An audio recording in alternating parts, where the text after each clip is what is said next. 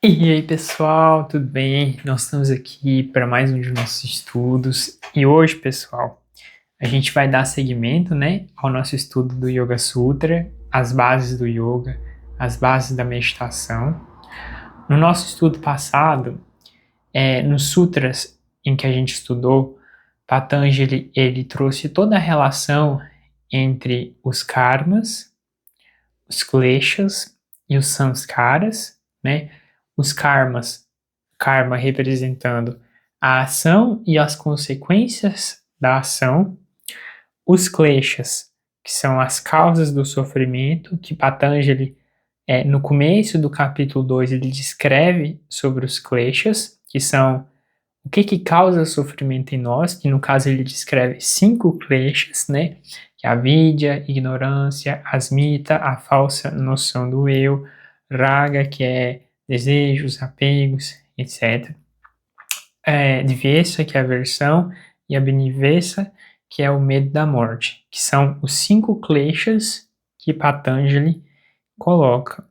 E ele coloca a ignorância como a raiz dos kleshas, por onde o restante dos causadores de sofrimento vão surgir. Eles surgem a partir da ignorância, né? E essa ignorância é a ignorância da nossa natureza real do ser.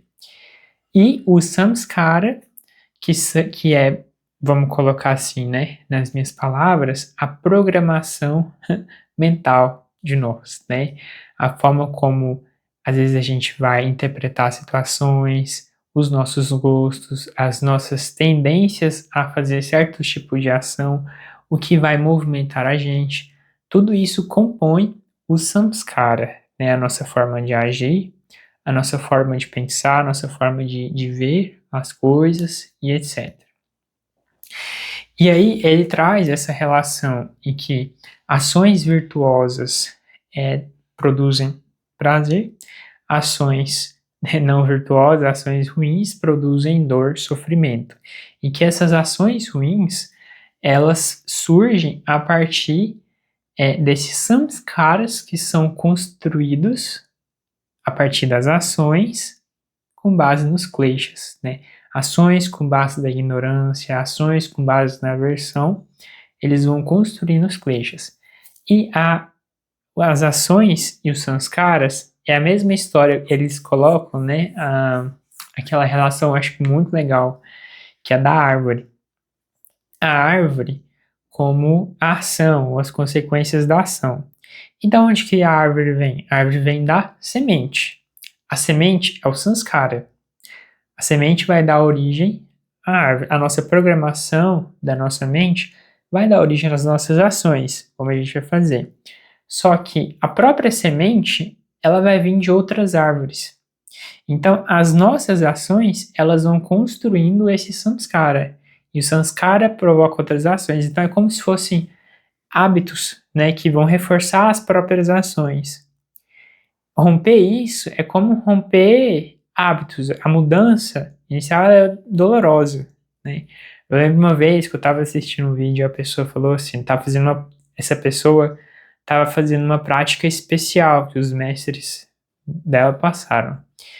E aí, durante a prática, era uma prática muito longa, ele relatou que ele estava sentindo o corpo como se o corpo estivesse queimando, né? Assim, uma sensação desse tipo. Naquele momento, os mestres chegaram até ele e falaram assim: é assim que os buscadores nascem, né? Eles nascem do fogo. Aquele fogo que queima, que arde, mas que purifica, que transforma. Esse é o tapasya, né? O que os jogos chamam de tapas, tapasya, fogo da disciplina. É isso, toda essa mudança. Porque a mudança das ações, a mudança dos karmas, elas causam um grande desconforto no samskara, né? E aí, o nosso estudo da nossa última aula foi toda sobre essas relações, sobre esses sutras que Patanjali traz toda essa reflexão. E aí, no finalzinho do nosso estudo, Patanjali, da nossa última aula, Patanjali ele diz o seguinte, né? O sofrimento que ainda não chegou deve ser evitado. E esse foi o Sutra 16. E a gente vai estudar hoje o Sutra 17 e o Sutra 18, certo? Que vai falar sobre essa questão do sofrimento que ainda não chegou, que deve ser evitado. O que isso significa, né? Patanjali vai falar sobre isso agora e a gente vai conversar. Sutra 17. E eu tô aqui, eu vou pegar... Nesse Sutra 17 eu vou ler um trechinho dos comentários do Satchidananda e os comentários do Vivekananda, e o 18 a gente pega do Vivekananda, que eu gostei, achei que ficou mais claro para a gente conversar aqui. Então o 17 diz o seguinte: a causa do sofrimento que deve ser evitado é a união daquele que vê com o que é visto. Nossa, o que Patanjali está querendo dizer aqui, né? Vamos lá, vamos pegar o que o Satchidananda vai comentar, que os comentários dele vai começar a esclarecer muita coisa muito legal pra gente. Prestem bastante atenção, meus amigos. Patanjali fala-nos primeiro do motivo dessa dor. Sua causa é a união daquele que vê com o que é visto. A filosofia do yoga fala de duas coisas importantes. Uma é o Purusha e a outra é Prakriti.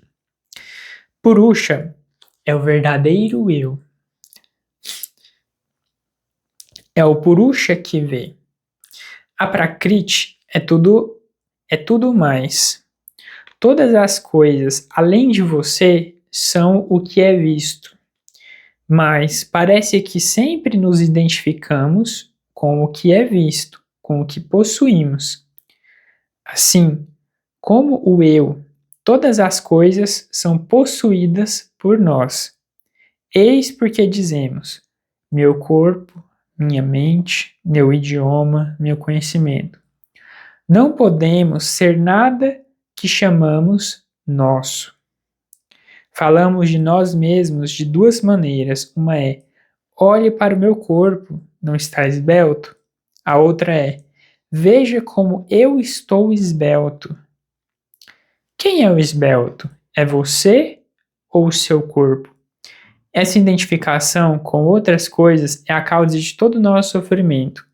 Em vez disso, se formos sempre apenas nós mesmos, as coisas podem mudar ou ficar como estão, porém jamais nos causarão sofrimento, porque as mudanças estarão nas coisas que possuímos e não em nós. Esse foi o comentário do Satchidananda. É muito interessante quando ele traz sobre essa questão do Purusha e Prakriti. O sistema do yoga, dentro do Sanatana Dharma, né, digamos assim, né, do hinduísmo, existem os darshanas, né? É complicado traduzir essa palavra darshana, mas eles costumam traduzir como escolas filosóficas. Talvez não seja muito bom, mas dá para dar uma clareada pra gente. E o Samkhya é um desses darshanas, Vedanta é um desses darshanas e Yoga é um desses darshanas. O Patanjali, codificador do sistema do Yoga e quem recebe, né, a autoria do Yoga Sutra de Patanjali, ele se embasa muito no sistema do Samkhya. O Samkhya, ele vai tratar, como eu vou dizer para vocês, dos elementos desse universo. Essa vai ser uma discussão do Samkhya. E a princípio, a grosso modo, existem duas coisas que são muito discutidas no Samkhya, que é Purusha e Prakriti. Purusha é a consciência pura. É a consciência que está para além de toda a matéria, né? E Prakriti é o que eles costumam traduzir como natureza. Mas quando eu falo natureza, eu não estou falando de floresta, de árvore. Não, eu estou falando do universo material, digamos assim. Só que isso vai extrapolar para o universo material. Por exemplo, assim, a gente pensa no plano espiritual. O plano espiritual ainda assim é Prakriti. ainda assim não é a realidade última, ainda assim existem coisas além do plano espiritual. Tudo que não é Purusha, tudo que não é essa consciência pura é Prakriti.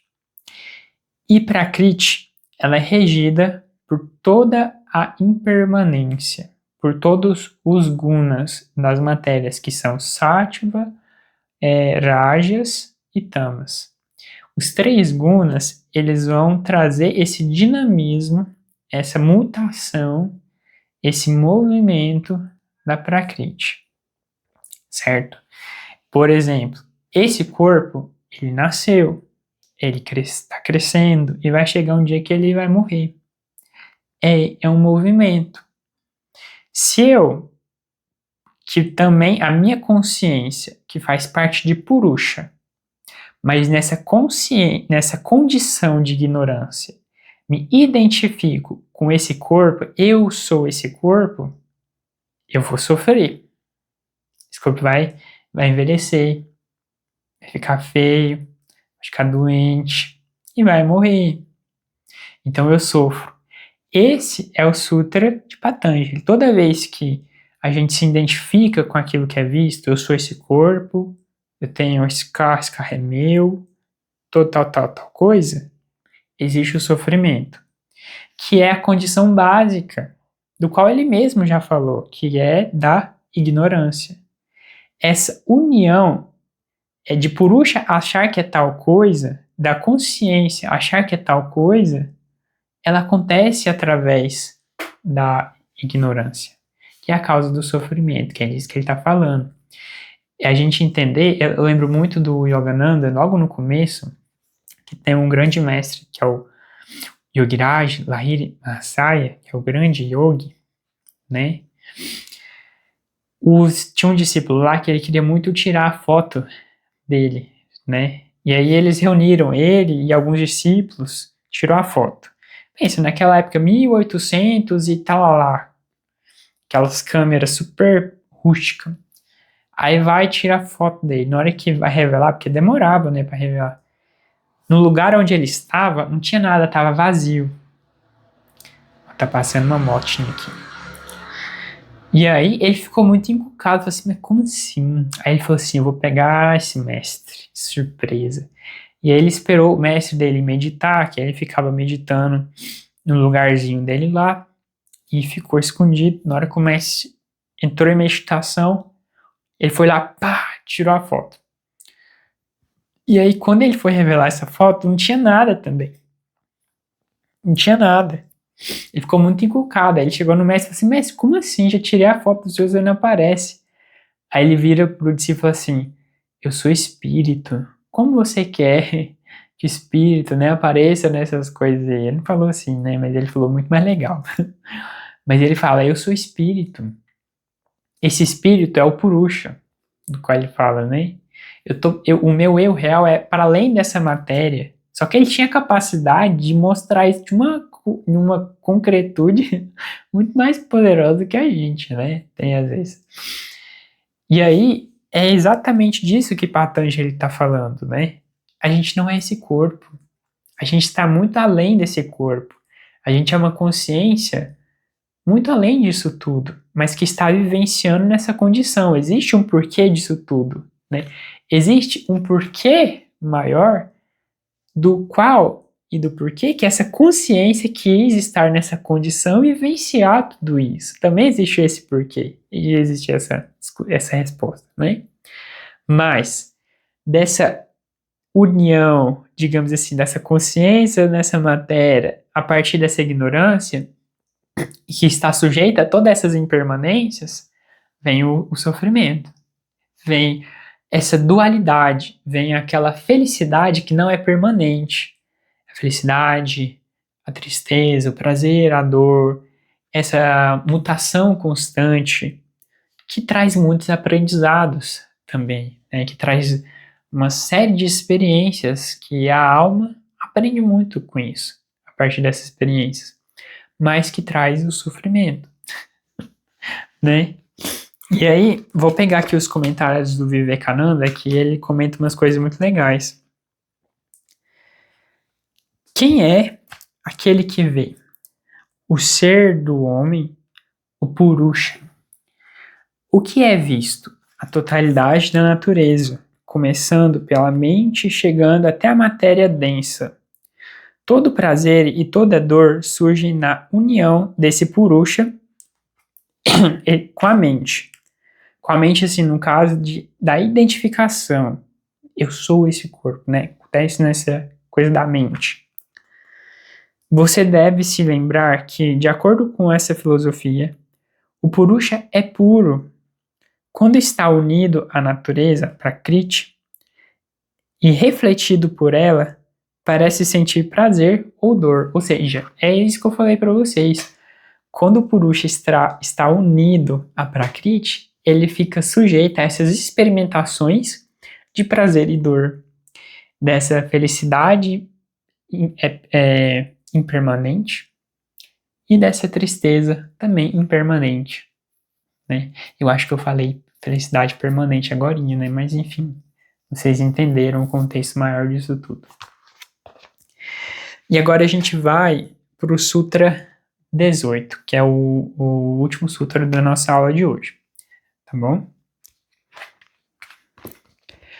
Diz o seguinte: aquilo que é visto, que é composto de elementos e dos órgãos, e caracterizado por iluminação, ação e inércia, existe com o propósito de experienciar e libertar aquele que vê, o ser.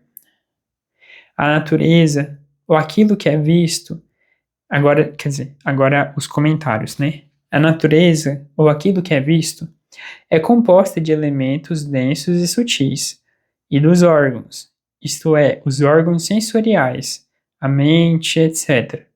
E é caracterizada por iluminação, sattva, ação, rajas, e inércia, tamas, que são os 3 gunas do qual eu falei para vocês, né? Eles caracterizam esses 3 gunas como ação, inércia, movimento e tal, né? Dando características para esses 3 gunas. Qual é o propósito daquilo que é visto, chamado natureza ou prakriti? É dar ao Purusha a experiência. Tá vendo? Qual eu falei para vocês. Através da prakriti, através dessa natureza, o Purusha tem a experiência. Por isso que nas tradições indianas, eles falam que toda a vida, né, tudo isso que a gente está vivendo, é a lila de Deus. Essa lila, a palavra lila, que vem do sânscrito, significa o jogo divino. É como se tudo isso fosse uma brincadeira de Purusha. É uma brincadeira onde ele experiencia, ele vive, ele experiencia essas situações múltiplas da existência. É um lila divino, é um jogo divino.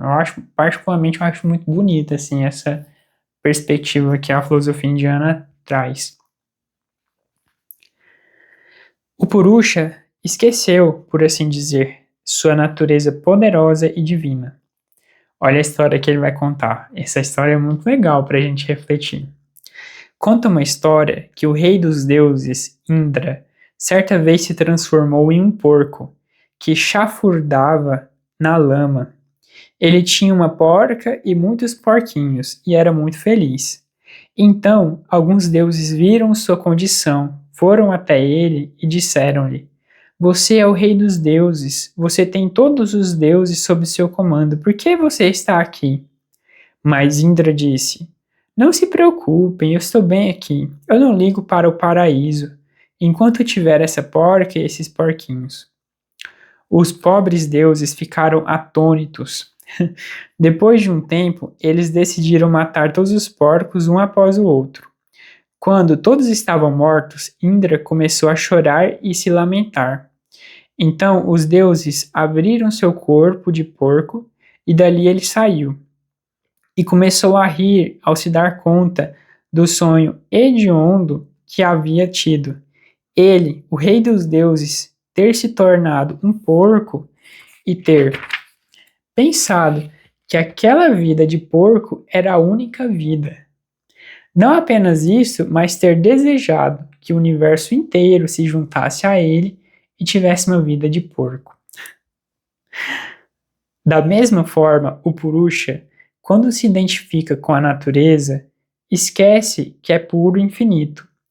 O Purusha não ama, ele é o próprio amor.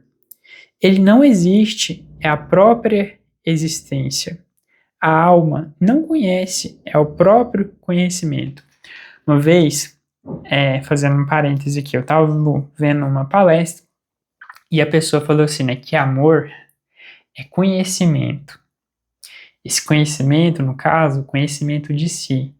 Quanto mais a pessoa conhece a si mesma, maior é a capacidade dela de revelar esse prazer, esse amor que é a sua própria natureza, né? Quanto mais distante uma pessoa está de si, mais ignorante, no sentido assim de arrogante, de grotesco, a pessoa se torna, né? Quanto mais próxima ela está de si, mais ela revela a sua própria natureza, que é a própria a natureza real do ser é a própria felicidade, satisfação e realização, é a próprio amor. Enfim, existe uma reflexão muito maior do que isso, né? Inclusive a professora, acho que foi a professora Glória Areira, uma vez disse, né? Que a gente precisa, não existe nada para ser atingido, né? Mas só coisas para serem reveladas. Que tem muitos mestres que eles falam assim, né? Que não há nada para ser aprendido, só coisas para serem desaprendidas. Desaprendidas, no caso, assim, para revelar a natureza real do ser, né? Enfim, tem muitas reflexões ao redor disso que trata da nossa natureza real. Mas voltando aqui. É um erro dizer que a alma ama, existe ou conhece. O amor, a existência, o conhecimento não são qualidades do Purusha, mas sim sua essência. Quando são refletidos em alguma coisa, podemos chamá-los de qualidades dessa coisa. Eles não são as qualidades, mas a essência do Purusha, o grande Atma, o ser infinito, sem nascimento nem morte, estabelecido em sua própria glória.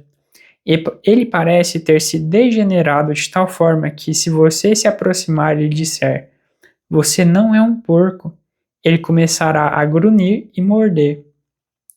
Assim acontece com todos nós nesse Maya, na ilusão. Este mundo de sonho, onde tudo é sofrimento, choro e lamentação, onde algumas bolas de ouro são jogadas e o mundo se precipita atrás delas. Você nunca foi limitado por leis, a natureza nunca lhe impôs grilhões. É o que lhe diz o yogi. Tenha paciência para aprender isso. E o yogi mostra como, pela união com a natureza, identificando-se com a mente e com o mundo, o Purusha se crê infeliz. Então o yogi prossegue para lhe mostrar que a saída é por meio da experiência. Você tem de adquirir toda essa experiência, mas termine isso rapidamente. Nós nos enredamos nessa teia e temos que sair dela. Caímos na armadilha e temos que conseguir nossa liberdade. Assim, tenha essas experiências de marido, esposa, amigos, pequenos amores. Você passará por elas com segurança e nunca esquecer o que você realmente é. Jamais esqueça de que este é apenas um estado momentâneo, estado de mundo, né, que você vai morrer e etc. Mas que você não é esse corpo e que temos de passar por ele. A experiência é o grande mestre, a experiência de prazer e de dor, mas saiba que é apenas experiência. Ela conduz passo a passo àquele estado em que todas as coisas se tornam pequenas, e o Purusha é tão grande que o universo todo se assemelha a uma gota no oceano e desaparece por sua própria insignificância. Precisamos passar por diferentes experiências, mas jamais nos esqueçamos do ideal. Então, ele diz tudo isso pra gente, né? É muito interessante ele colocando todo esse valor da experiência, porque a partir da experiência a gente vai. Vou dar um exemplo para vocês. Uma pessoa tem uma vida como um rei, então ela experiencia tudo o que uma vida de um rei pode lhe proporcionar. E ela, como diz, ela experimenta o gosto do que é isso, até ela perceber que aquilo não traz satisfação real. Aquilo também está na impermanência. Aquilo também, enfim, não traz essa realização suprema.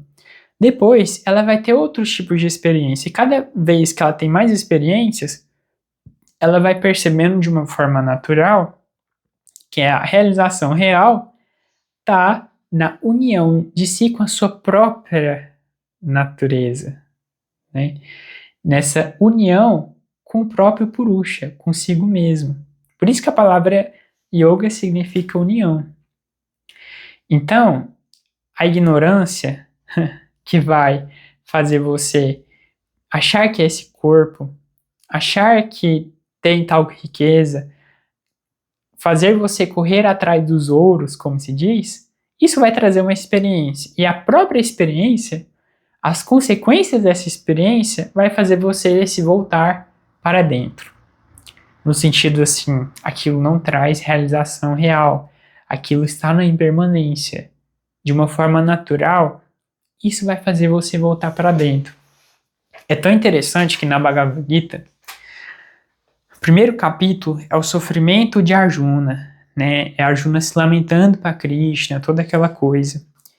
E aí, a primeira coisa que Krishna vira para Arjuna e fala assim, ó Arjuna, primeiro ensinamento de Krishna para Arjuna, você não é esse corpo. Você é espírito, né? Você é uma coisa muito além. Esse corpo aí, ó, é só uma coisa que o teu espírito troca, que passa. É como uma roupa do teu espírito. Seu verdadeiro ser, água não queima, fogo, água não queima, água não molha, fogo não queima, o vento não seca. Primeiro ensinamento de Krishna para Arjuna, na Bhagavad Gita. Primeiro ensinamento de yoga para Arjuna. Então, é muito interessante o que toda essa reflexão vai trazer para a gente no sentido assim, tá, a causa do sofrimento está nessa ignorância da nossa natureza real. Mas a partir dessa ignorância, também acontecem essas múltiplas experiências que essa vida nos proporciona. Essas experiências desse jogo divino. E as próprias experiências, elas também elas naturalmente nos fazem voltar para dentro. Eu lembro muito do Evangelho segundo o Espiritismo, um dos primeiros capítulos é o meu reino não é deste mundo. E aí nesse capítulo, no final, tem um relato de uma rainha francesa. E aí ela fala que quando ela estava encarnada, ela viveu assim no maior desequilíbrio, né, super arrogante, achando que estava acima de todos, etc. E aí ela morre e ela percebe uma outra realidade, né, que ela não imaginava. E aí ela fala assim, quem melhor do que eu para entender esse ensinamento de Jesus que o meu reino não é deste mundo, né, que eu não sou este mundo, que eu não sou esse corpo. E ela fala assim, quem melhor do que eu? Então, a vida, ela é tão justa, meus amigos, que basta você estar vivo, encarnado, para você ter o aprendizado. Todos têm o aprendizado. As experiências da vida, naturalmente, na medida do tempo certo, do jeito certo, nos conduzem de forma natural até esses ensinamentos que a vida mesmo nos dá, né, do qual Patanjali está colocando aqui dentro do yoga. Então, meus amigos, a gente vai ficar por aqui. Agradeço muito a todos vocês que estão aqui com a gente, presente até esse momento. Para mim é uma felicidade muito grande ter vocês aqui. E até nossa próxima reunião, nosso próximo estudo. Muita paz a vocês e namastê, pessoal.